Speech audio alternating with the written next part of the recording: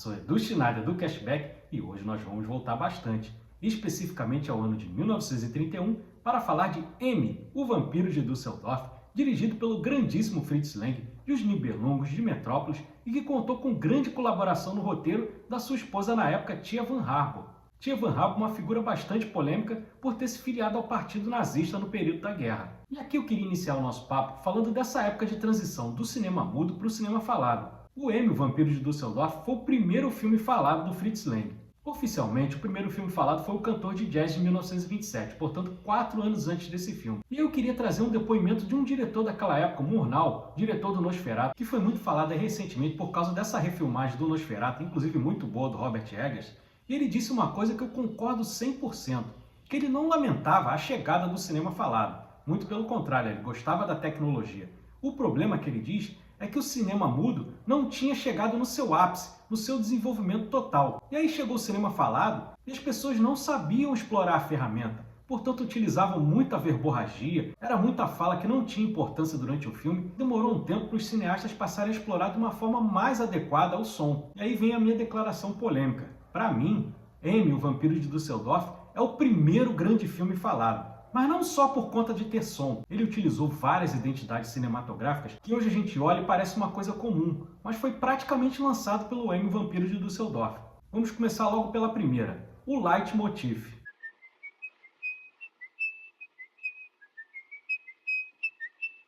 Que, para quem não sabe, falando a grosso modo, é aquele som que acompanha o personagem, ou uma música, uma coisa que defina aquele personagem. E aqui nós temos isso. Eu até brinquei na minha abertura, esse assobio identificava o personagem antes de ele aparecer. Mas não é só isso, a própria silhueta do personagem que também aparece, você vai lembrar de diversos outros personagens que utilizaram essa identidade visual. Vou colocar um na tela que você vai lembrar logo. Vê se não tem a ver com o que eu estou falando. E o Indiana Jones faz as duas coisas, porque ele usa a silhueta e a canção também do John Williams que acompanha o personagem o tempo inteiro. E aí você pode dizer que até John Wick teve inspiração em M, o Vampiro de Düsseldorf. Por quê? Aquela organização do submundo ali, você tem até o chefe dos mendigos. Vai dizer que não lembra o personagem do Lawrence Fishburne, que é o grande rei dos mendigos na franquia John Wick. Outra novidade, é o primeiro grande filme de serial killer. E aí você estabelece também todas as características desse tipo de filme, como aquele desejo do assassino de ganhar notoriedade, a coisa da paranoia coletiva, de por conta da população não saber quem é um assassino, então todo mundo é um suspeito. Isso era algo que não existia na história do cinema e foi implantado por esse filme do Fritz Lang. Fora que chega a ser surpreendente do quanto esse filme é bem filmado. E a gente vai lembrar, 1931, o equipamento era muito pesado. E você vê que uma câmera com uma fluidez que chega a ser impressionante. Eu vou dar aqui alguns exemplos para comprovar isso. Temos uma cena muito bem feita de uma transição. O dono da loja está preenchendo os preços num quadro negro.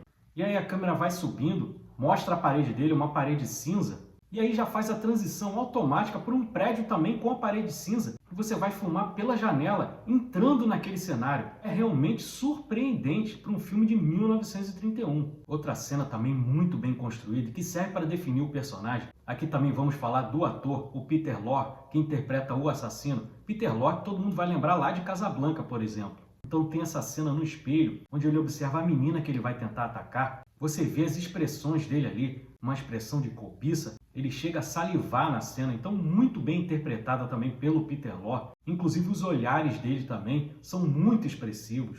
É talvez aí a maior atuação da carreira do Peter Lorre. Temos outro personagem também, importantíssimo, interpretado pelo Otto Werner. Aqui ele faz um inspetor Tubby Lohmann. E aquele inspetor que tem um jeito meio bonachão, que parece que é um pouco idiota, mas no fim ele é muito inteligente, ele tem sacadas muito importantes que vão servir para elucidar o crime. E foi um personagem tão bem construído, tão importante, que ele acabou extrapolando esse filme e aparecendo em um outro filme do Fritz Lang. O personagem acabou retornando no Testamento do Dr. Mabuse. E é interessante porque esse personagem também serviu para inspirar diversos outros personagens na história do cinema. Vou falar só um. Da série Columbo, interpretado pelo Peter Falk, é um personagem que tem total inspiração no Tubby Lohmann. Outra cena que eu também gosto bastante é a cena do M, em que descobrem quem é o assassino e um dos mendigos escreve o M na mão dele com giz, e aí passa na roupa do assassino.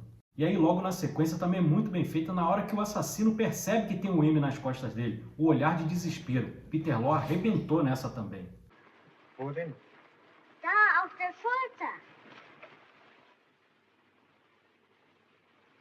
E aí uma das grandes curiosidades do filme. Quem descobre o crime é um cego que aparece no começo do filme, porque na cena em que temos a primeira vítima do assassino, ele chega para comprar um balão junto a esse cego. E ele chega com esse assobio que eu brinquei lá no início da minha apresentação. E aí depois, mais à frente do filme, esse mesmo assassino passa pelo cego e assobia. E ele associa porque naquele dia em que ele vendeu o balão, foi no dia em que essa menina foi assassinada. Então aí vai a grande sacada do Fritz Lang, um cego descobrindo. E como todo mundo sabe, para o cego, o som é muito mais importante do que a imagem. E aí sacou a brincadeira? Eu não falei no começo dessa transição do cinema mudo para o cinema falado? Então, vê se não tem tudo a ver aqui o som ser mais importante do que a imagem. Grande sacada do Fritz Lang. Já se encaminhando para o final, quando a gente tem aquele tribunal do submundo, ali também é muito interessante porque se discute coisas que têm a ver com os direitos humanos.